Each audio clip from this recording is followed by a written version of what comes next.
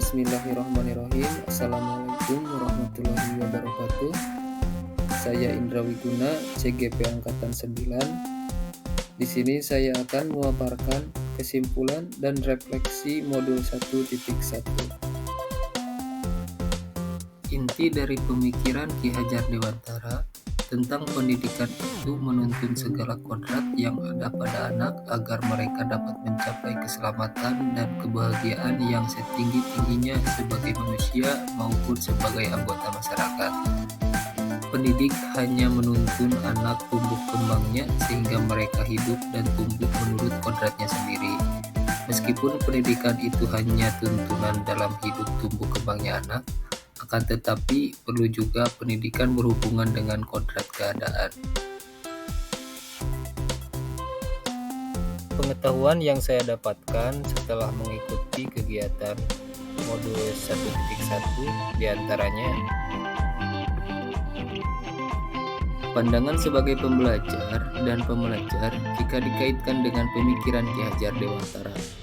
Sebagai seorang pembelajar harus mengetahui syarat-syarat pendidikan, yaitu 1. Ilmu hidup batin manusia, ilmu jiwa, psikologi. 2. Ilmu hidup jasmani manusia, fisiologi. 3. Ilmu keadaan atau kesopanan, etika atau moral. 4. Ilmu keindahan atau ketertiban lahir, estetika. 5. Ilmu tambo pendidikan, ikhtisar cara-cara pendidikan. Seperti halnya diungkapkan oleh Ki Hajar Dewantara, pendidik dapat dibandingkan dengan tukang pengukir kayu. Seorang pengukir kayu tentu wajib mempunyai pengetahuan yang dalam dan luas tentang hakikat atau keadaan kayu. Pengukir wajib mengetahui jenis kayu yang keras, yang tidak keras, yang boleh dipergunakan untuk ukiran, yang halus atau yang kasar.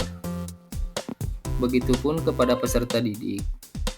Seorang pendidik harus mengetahui karakteristik peserta didik dan harus mengetahui keadaan pemikiran jiwa dari peserta didik tersebut. Selanjutnya, seorang pengukir kayu hendak mewujudkan pekerjaan yang baik harus mengerti tentang keindahan-keindahan ukiran seperti halnya pendidik. Harus menciptakan peserta didik yang indah secara etika dan moral.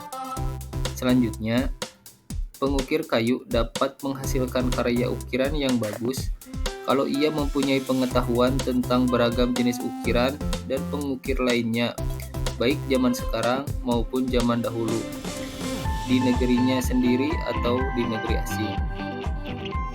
Pendidik untuk mencapai tujuan pembelajaran yang diinginkan harus mempunyai pengetahuan tentang teknik pembelajaran atau strategi pembelajaran, baik pada zaman sekarang maupun pada zaman dahulu, baik pada negeri sendiri maupun negeri asing.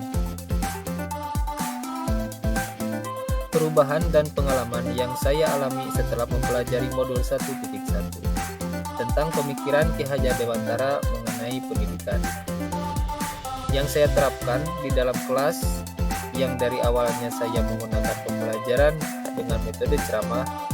Sekarang saya melaksanakan pembelajaran yang lebih merdeka bagi pendidik dan juga peserta didik, yang mana pembelajaran dilaksanakan bisa dimanapun, di halaman sekolah, di lapangan, di kebun. Contohnya, pada materi matematika, saya menyampaikan tentang bagaimana cara menghitung luas bangun datar. Kegiatan belajar mengajar yang saya lakukan itu, saya menginstruksikan kepada para peserta didik agar mencari bentuk bangun datar yang ada di lingkungan sekolah. Setelah para peserta didik dapat menunjukkan bentuk-bentuk dengan materi yang akan disampaikan, selanjutnya saya memberi tugas kepada peserta didik untuk menghitung luas yang telah mereka tunjukkan tadi. Contohnya, saya memberikan tugas kepada didik agar menghitung luas lapangan yang ada di sekolah. Dengan cara seperti itu, peran saya pada saat kegiatan pembelajaran hanya memberikan tuntunan, arahan, serta motivasi kepada para peserta didik supaya apa yang saya instruksikan dan tugaskan dapat dikerjakan dengan baik dan benar. Itu salah satu contoh dan pengalaman baru saya setelah mempelajari modul 1.1. kasih. Wassalamualaikum warahmatullahi wabarakatuh.